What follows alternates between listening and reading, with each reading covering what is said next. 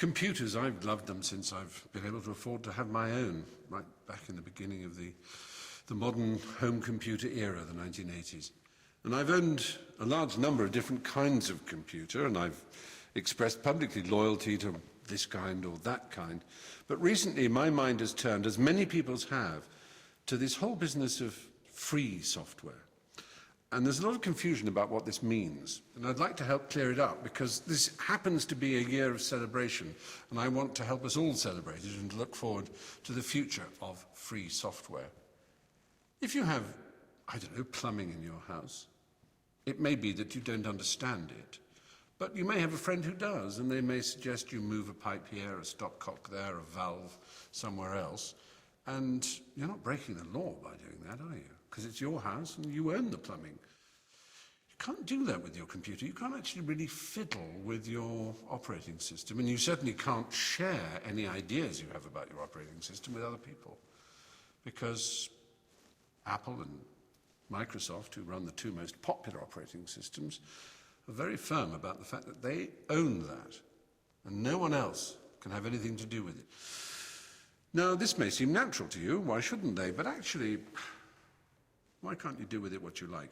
And why can't the community at large alter and improve and share? That's how science works, after all. All knowledge is free, and all knowledge is shared in good science. If it isn't, it's bad science, and it's a kind of tyranny. And this is really where it all started. A man called Richard Stallman, he decided 25 years ago, to almost to this very date, he decided to write a whole new operating system from the ground up. He called it GNU, which stands for GNU is not Unix, because it isn't. It's similar to Unix in many ways, but every element of it, every module, every little section of the code, and it's a gigantic code because it's to run on many, many platforms, is run by the community, is run by coders out there who are welcomed into the GNU community to help improve the software.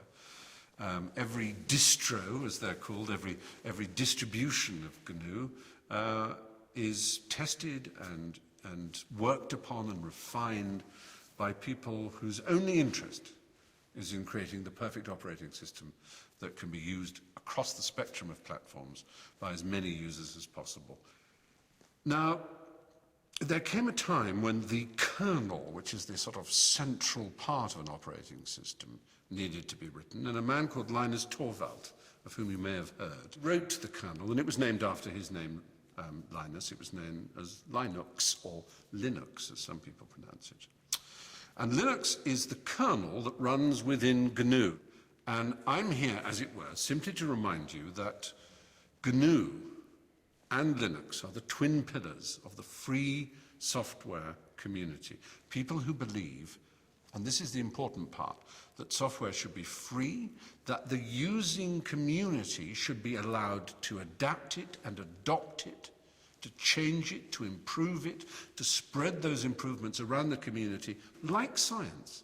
That's basically what it's saying. In the same way that good scientists share everything and all knowledge is open and free, so it should be with an operating system. So if you're a supporter of GNU, if you're a supporter of Linux and Free Software Foundation, well, what can I do, you're probably wondering. The most obvious thing you can do is use a GNU Linux operating system on your own computer. It's a lot easier than you might think. Go to GNU.org and see if you can find a distribution that suits you. Probably, if you like a good graphical user interface, something like GNU Sense. GNU Sense. You'll see it there on GNU.org. Or, if you're a really smart cookie, you might want to do your own coding. You might want to contribute to the sum of knowledge that makes GNU and Linux what they are.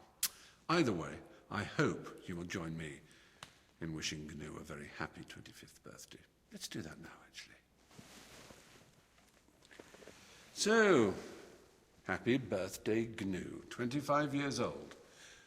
The operating system of the future. Freedom!